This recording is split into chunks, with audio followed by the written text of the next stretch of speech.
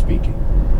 And another, when the House is sitting, no member shall speak or whisper to another as to interrupt any member who may be speaking in the debate. Jefferson believed civility an important political virtue, and he largely practiced what he preached. He and John Adams once disagreed on the floor over a proposal to call for a day of prayer. Though he had seen the good uses of public appeals to religious sentiments in Virginia, Jefferson grew ever more uncomfortable with frequent political resorts to orthodox belief. You rose and defended the motion, and in reply to Mr. Jefferson's objections to Christianity, you said you were sorry to hear such sentiments from a gentleman whom you so highly respected, and with whom you agreed upon so many subjects, and that it was the only instance you had ever known of a man of sound sense and real genius that was an enemy to Christianity, Benjamin Rush recalled to Adams years later. You suspected, you told me, that you had offended him, but that he soon convinced you to the contrary by crossing the room and taking a seat in the chair next to you.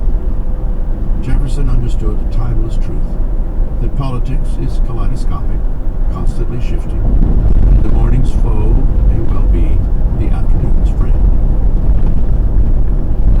His wife's health remained such a concern that Jefferson sought to leave Philadelphia to return to Patty in Virginia. I received by every post such accounts of the state of Mrs. Jefferson's health that it will be impossible for me to disappoint her expectation of seeing me at the time I had promised, which supposed my leaving this place on the 11th of next month, he wrote Richard Henry Lee. The letter finished, Jefferson added a postscript begging Lee to come relieve him. Yet Jefferson had to stay to keep Virginia's core. He hated it.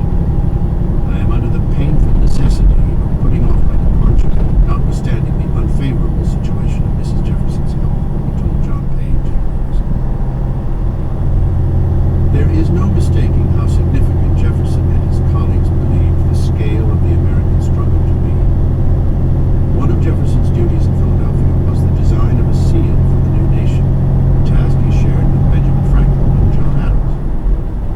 Reacting to a proposal of Franklin's that invoked the parting of the Red Sea, Jefferson suggested Pharaoh sitting in an open chariot, a crown on his head and a sword in his hand, passing through the divided waters of the Red Sea in pursuit of the Israelites, raised from a pillar of fire in the cloud, expressive of the divine presence and command, reaching to Moses, who stands on the shore, and, extending his hand over the sea, causes it to overwhelm Pharaoh.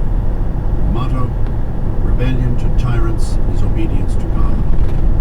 The founders were Moses, George III was Pharaoh, Americans were the Israelites being led from bondage. In truth, the British demands of the colonists were hardly outrageous. The expense of defending the borders was considerable. American wealth was substantial. And Edmund Burke made a compelling case in London for virtual representation. The argument that the king and parliament were stewards of the whole empire, whether particular colonists could vote